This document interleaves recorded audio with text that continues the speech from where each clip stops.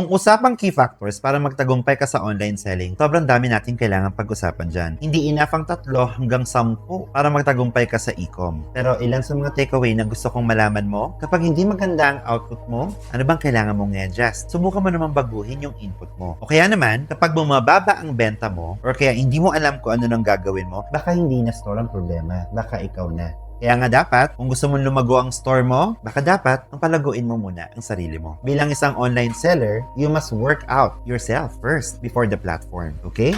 Sa Ecom Accelerator, yan ang ini-ensure namin sa mga clients namin na maintindihan nila kung ano yung dapat nilang gawin so that skills yon para sa kanila. At yan ang nakukuha nila na resulta sa partnership na pinasok nila sa Ecom Accelerator. Para bang nagkakaroon sila ng mentor in the form of collaborative partnership dito po sa maliit na agency namin. Kung ikaw ay isang Shopee or TikTok seller, baka yung mga gagawin namin na lang yung kulang dyan sa store mo.